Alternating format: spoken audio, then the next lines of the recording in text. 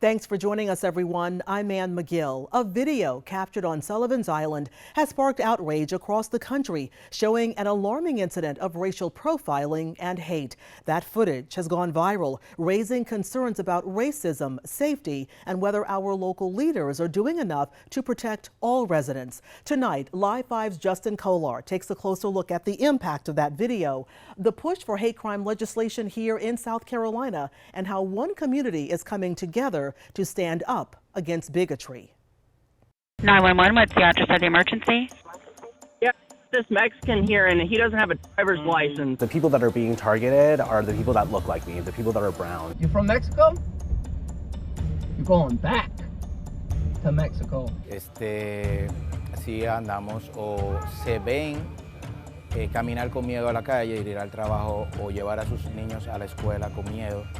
You have no license. Going back. People just feel emboldened to take matters into their own hands and to let their blatant racism shine. Don't be speaking that pig Latin in my country, bro. Those things happen all the time here in South Carolina, in the Deep South specifically.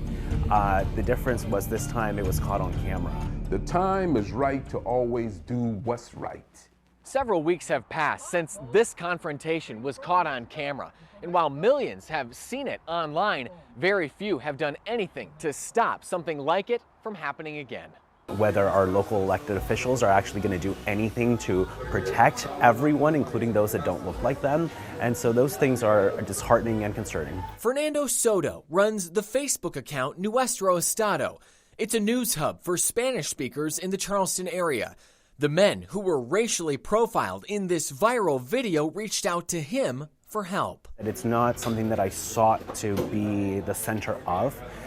Because I just wanted my community to feel safe. So it is concerning. We don't have any certainty from any local elected official right now that has made any type of bold commitment to address that safety in the community. One person who is doing something about it has actually tried to 9 times. You must be willing to always believe and never let it go. Representative Wendell Gilliard's hate crime bill has passed the South Carolina State House twice, but it failed to pass the Senate. He's hoping this year, the third time will be the charm. If I have to come over and over and over and over, I said one day, this bill will become law. 48 other states have passed some form of hate crime legislation. South Carolina and Wyoming are the last remaining holdouts. It's almost like you have a state that's been really recognized only by hate. But that 9 on his chest doesn't represent the years he's pushed for change or the times he's enacted this legislation.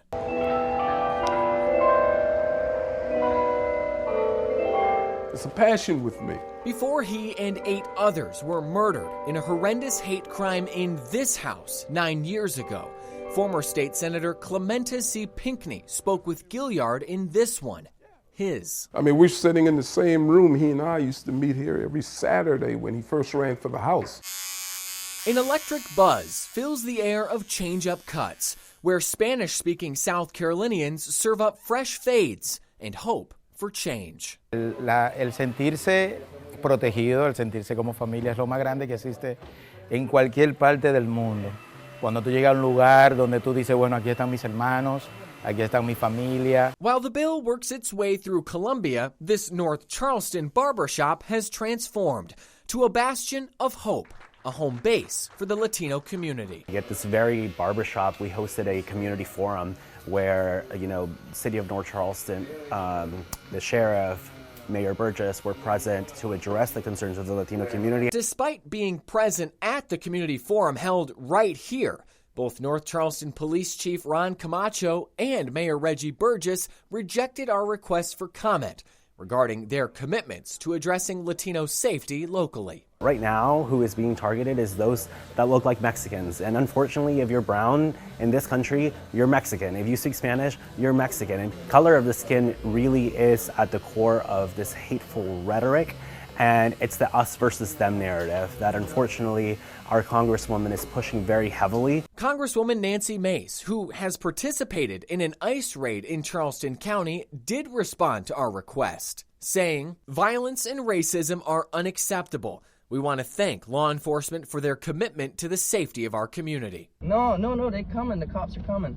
He doesn't even have a license. I think the Sullivan's Island video is a great example.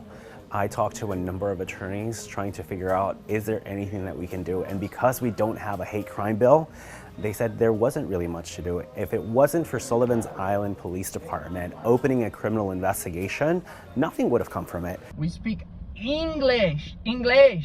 Habla English? No. I mean, let's face it, right is right and wrong is wrong. That certain incident really could have gone any type of way. And thank God nobody got hurt.